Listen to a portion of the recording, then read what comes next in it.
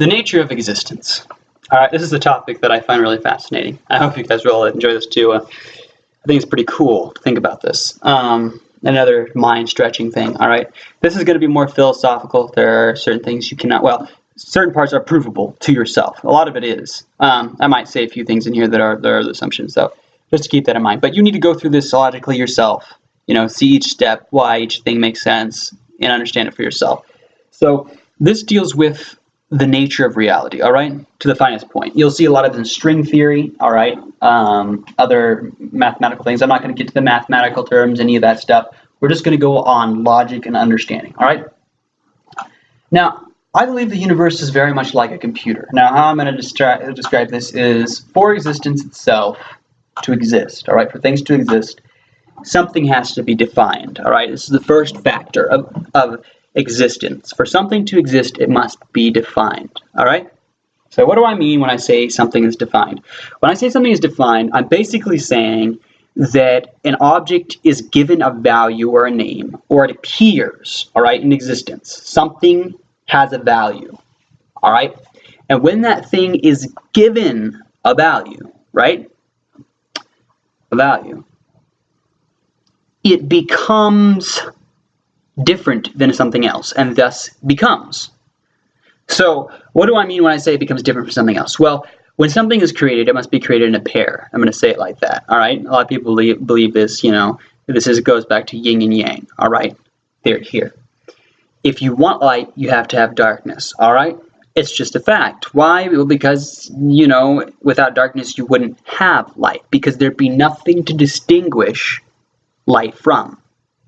Thus, for nothing to exist, there must be something. Same concept, all right? For nothing to exist, there must be something. Now, that's pretty fascinating, right? Now, that being said, all things must be defined, all right? So for anything to happen, something must be defined, and then it exists. And there's usually an opposite of it. Now, because of this, you suddenly have a series of two appear, which this I find very fascinating, is similar to what you see in computers, all right? You have a yes or a no, all right? That's a pairing system right there. It starts out with two options and creates 100 different things, right? There's 1 and 0. Those are only two options, all right? So my thought is the universe is very much like that. There are two options of things, all right? And they alternate. So computers in the very nature mirror the universe. All right, that's why you're able to create pictures, you know, on a computer, or remodel things in the universe. Somebody figured out how the universe works on a basic level. It's a thought process too. It's how consciousness works. Because all things are based off this basic principle of opposites or definition. So once something is defined, it comes into existence. Now, how do you get a continuously complex existence like our being, our universe, all these complex materials and metals, right? Well, it's all on how you arrange these different things that are defined. So there are certain things that are defined separately, probably more than two things, but they all come in pairs. And these things then are define new things by patterns, right? Just like ones and zeros in a computer, just like an alphabet, you know, you have certain defined characteristics, right?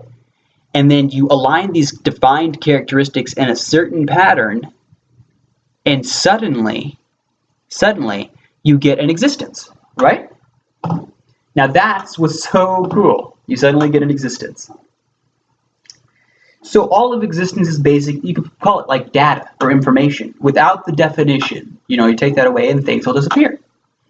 So nothing is truly, you could say nothing is truly solid, you know, it's only our perception of it. Because even our mind, even what me and you see is not real. Now, what do I mean by that? I basically mean, so the universe is created from all these different patterns, right, of different patterns of objects or values, right? Atoms would be an example. This is a value, an object that's defined, right? And so you have all these atoms, and they're aligned in different ways, and you know, and they create something different, right? You have different atoms together, well, you get different elements. So, or not elements, you get different molecules, stuff like that. So then it gets bigger and more complex. You use the bigger complex objects in a more complex way, and you get something else even bigger and more complex. And thus, life is created with all these cool, different, unique things, right, that we can see. And it's fascinating and fun and awesome. And so the mind continues on. So when a person views things, like I was saying, they're not truly seeing reality. And what do I mean by that? What I mean is what you see, you're not actually perceiving. Your consciousness is created up of all this data, all these new things that you've taken in. Whenever you see something new, you define it, all right? It gets a value, just like in the universe, and it goes into your mind, all right? And then your mind remembers that, and in your brain, you can create a miniature little model of it, so you don't forget it. And that little miniature model stays in your brain somewhere, all right, throughout your entire life. But the thing is, what you look at is light, all right? Light is bouncing off this object, it's going into your eyes, then your eyes perceive it. Now, when your eyes perceive it, it still hasn't reached your brain. So you're actually, your brain's not actually seeing it, your eyes are doing the seeing. Then your eyes transport that to your brain. Then those signals have to go through a little part of your brain before it gets to your consciousness, all right? And then you fully see that. So it's just like a whole bunch of little people talking, all right? One person whispers to the one person and it gets changed a little bit. Well, the fact is, you're not seeing all the details from here. It's changed a little bit from how it is in reality. You can't perceive all the details unless you were the reality. You know what I mean? Then you'd know everything. You'd be a part of it. So because of that, when you see something, it's not perfect. That's why, when a magician does certain tricks, you don't see it because, well, you're not seeing the full picture. And then that goes back to my other discussion or my other video that talks about why there's no absolute truth. Well, because, even your feeling, your sensations that you feel, it has to go through your nerves up into your body and then into your brain before you feel it. And so your actual consciousness itself is not directly feeling the object.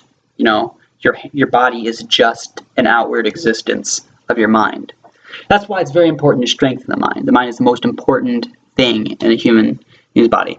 And that's why I like the fact quote from Buddha is like, the mind is the chief of all things, right? He who walks with a pure mind, happiness follows him like a never departing shadow, right? But the person who thinks with an impure mind, suffering follows him like the wheel of an ox, or wheel behind an ox when he's plowing. So that, is a great example. Depending on what you think or how you perceive things, your very worldview is changed. So it's important to know and control what you think and know why you think it. And the universe itself, is all this data and information, and we can learn, so much from it. So hope you guys enjoy that.